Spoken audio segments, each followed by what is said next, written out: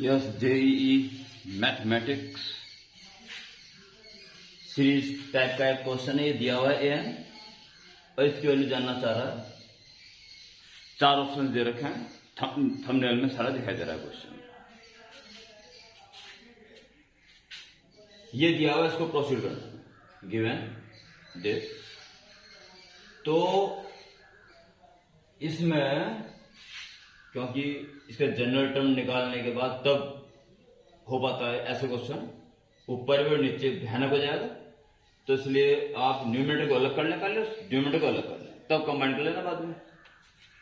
तो न्यूमरेटर को निकालने पहले तो क्या हो जाएगा, इसका जनरल टर्म 1 2 3 2 3 4 यानी कॉन्जिक्यूटिव नंबर है, 3 का प्रोडक्ट।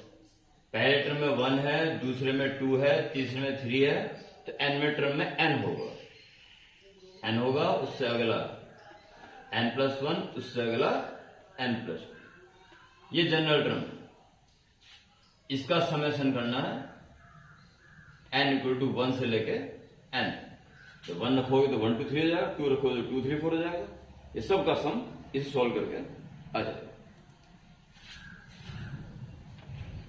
केवल सिग्मा लिखो, उसका मतलब भी 1 से लेके n तक ही होता है। लिखो चाहे ना लिखो, मल्टीप्लाई करें, पहले ऐसे करना n² + 2n + n + 3n और +2 1 2 सिग्मा n³ + 3n² + 2n। और जो सीरीज वाले क्वेश्चन होते हैं तो आपको सिग्मा n की वैल्यू, सिग्मा n² की वैल्यू और सिग्मा n³ की वैल्यू पता होनी चाहिए, जो मैं सीधा यहाँ इसमें यूज करूंगा। तीनों ही आ जाएंगे इसमें, इसमें अलग से नहीं लिख रहा हूं, यहां तो मैं लिखना ही। Okay, sigma n³ n × n+1/2 ये सिग्मा n की वैल्यू होती है, और इसका परफेक्ट स्क्वायर सिग्मा n³ की वैल्यू होती है। इसे आसानी से याद रखो। ओके, 3 और सिग्मा n² ये होता है n/6 × n+1 × 2n+1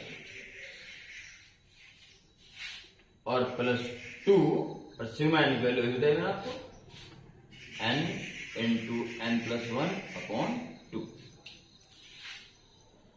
जितना हो सके सिंप्लीफाई कर लो। It is n² n+1² /4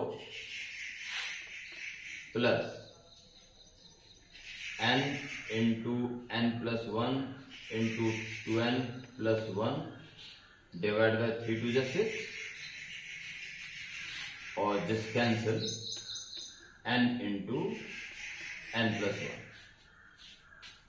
okay, और इतना ही लाएंगे, ज्यादा सॉल्व करके भी टाइम वेस्ट होगा। डिनोमिनेटर है n, तो बाहर रहेगा ही रहेगा, और इसको समेशन पहले में 1, दूसरे में 2, तो n में n आएगा, और जस्ट अगला n तक। ये जनरल टर्म में समेशन कर देना, इसलिए कि n तक n × समेशन n² +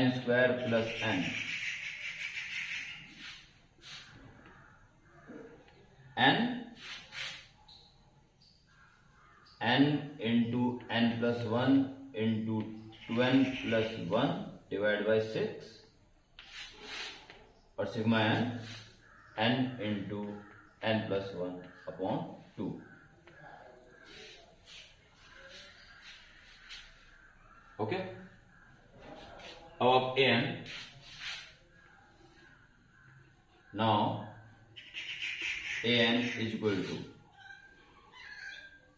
तो जो न्यूमरेटर आया ये आया, इसमें से अगर n × n+1 कॉमन ले लें तो इसमें से भी आएगा कॉमन, तो बहुत हेल्प मिल जाएगी। तो आप इसमें कॉमन लें, n × n+1 तो लेना ही लेना है कॉमन, अपॉन में 4 और लेना है, जो सबसे बड़ा नंबर है एलसीएम अपॉन 4। ये एक चिड़िया बोल रही है, बर्ड। आप फोकस यहां पे रखें, natural n into n plus 1/4, तो एक और बच जाएगी n into n plus 1।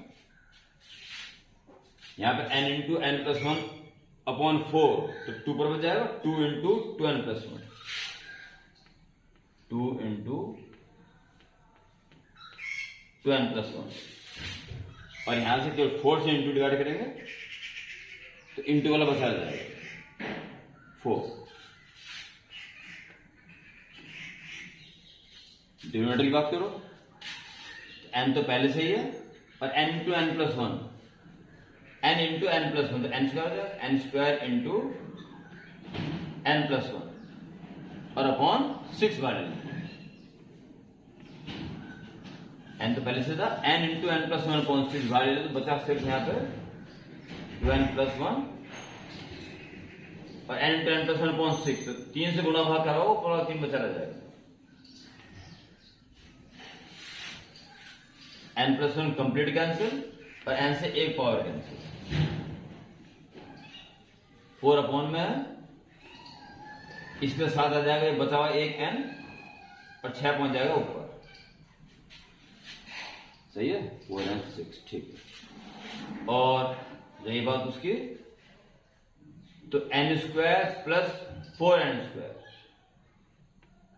5n square, n square plus 4n square, 5n square plus n, sorry n square कहां है, गलत कर दिया, n स्क्वायर यही आएगा, n square, okay, plus n plus 4n plus 5n,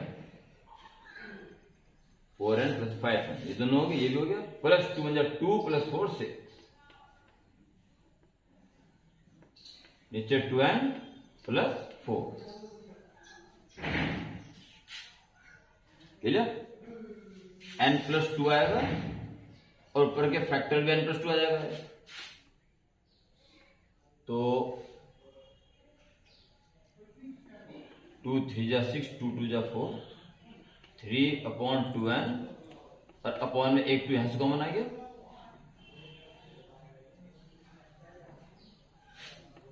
तो क्या बचा n प्लस 2 और ऊपर के factor n plus 2 n plus 3, n plus 2 का कैंसिल, क्योंकि n जो है नेचुरल नंबर है, -2 तो हो ही नहीं सकता, 0 तो हो ही नहीं सकता, ओके।